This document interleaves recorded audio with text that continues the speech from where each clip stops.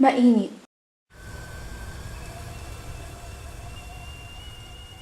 Maaroma. Mabisang pampagising bago muling magsimula ng bagong araw. Kasabay ng pagbati sa magandang umaga ay ang paghigop sa paboritong inumin ng marami sa ating mga Pilipino, ang kape. Oh, oh, oh, oh, oh. Oh, oh, oh. Ang kape ay pangalawa sa pinakanangunang produktong kinakalakal sa buong daigdig, sunod sa langis, at pangalawa rin sa most consumed beverage sa buong mundo. Dito sa Pilipinas, mayaman rin pala ang industriya ng kape. Sa katunayan, minsan naging pang-apat ang Pilipinas sa may pinakamalaking produksyon ng kape sa buong Asya, na pinangungunahan naman ng bansang Vietnam noong 1989 hanggang 2002. Pilipinas rin ang may pinakamalaking konsumo ng kape sa buong Asya.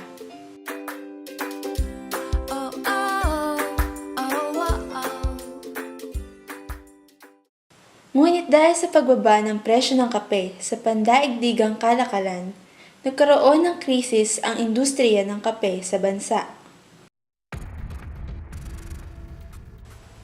Ayon sa Regional Director of the Department of Trade and Industry in Region 7 na si Nelia Navarro, ang mababang produksyon ng lokal na kape ay dahil sa mababang presyo, lumang pamamaraan ng produksyon, mga punong hindi na namumunga, at kakulangan sa mga processing facilities.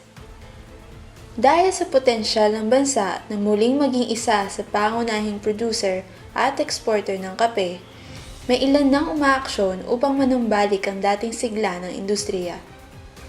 Isa dito ay ang PCBI o Philippine Coffee Board Incorporation, isang pribadong sektor na naglalayong itaguyod ang industriya ng kape sa loob at labas ng bansa.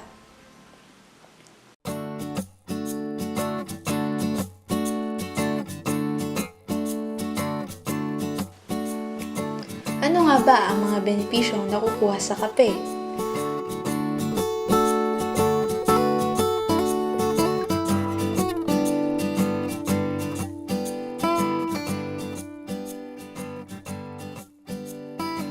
Marami pa rin ang hindi nakakaalam na ang caffeine na pangunahing sangkap ng kape ay mainam para sa puso at central nervous system.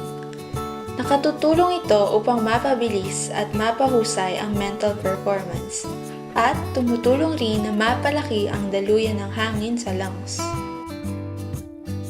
Mayaman rin ito sa antioxidants na tumutulong upang maiwasan ang sakit gaya ng cancer, diabetes, gallstones, cirrhosis of the liver, at Parkinson's disease. Gayunman, anumang sobra ay hindi mabuti sa kalusugan dahil ang sobrang pag-inom ng kape ay maaaring magdulot ng insomnia, hyperacidity, mataas na blood pressure at nagdadagdag ng panganib sa pagkakaroon ng osteoporosis. Kaya naman payo ng mga doktor, huwag uminom ng sobra sa 6 na tasa ng kape sa loob lamang ng isang araw. Dito sa Pilipinas, may 4 na uri ng kape, ang Liberica, Arabica, Robusta, at Excelsa. Ang Liberica ay nagmula sa West Africa. Dinala ito ng mga Espanyol sa Lipa, Batangas noong panahon ng kanilang pananakop. Sa ngayon, kilala ito bilang kapeng Barako dahil sa natatangin nitong tapang at lasa. Ang kapeng Arabica naman ay unang itinanim sa mga bansang Yemen, Ethiopia, Sudan, at Kenya. Noong 19th century, sinasabing marami rin ito sa Batangas. Ngunit dahil sa coffee rust, maraming puno ng kape ang nasira. Sa ngayon, ang produksyon ng Arabica ay mas marami na sa Benguet, Ifugao, at mas kilala bilang kapeng Tagalog.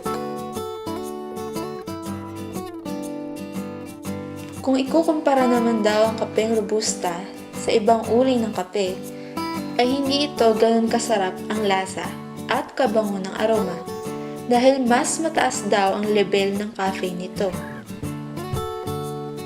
Ang Excelsa naman daw ang pinakagusto ng mga magsasaka dito sa Pilipinas dahil kaya nitong mabuhay sa panahon ng tagtuyot at hindi rin madaling dapuan ng sakit at peste.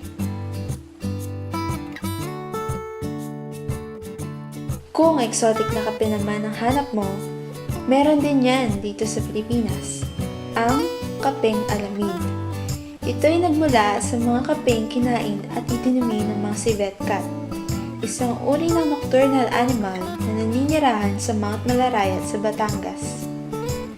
Sinasabing ito rin ang pinakamahal na uri ng kape dahil sa taas ng demand ngunit maliit na produksyon at naiiba ang paraan ng produksyon nito.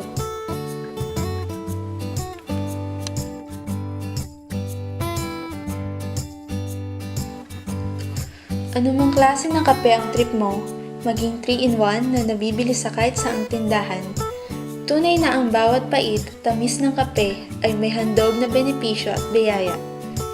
Kaya naman, tangkilikin natin ito dahil hindi malayong ito ang susi sa pag-unlad ng marami sa ating mga Pilipino.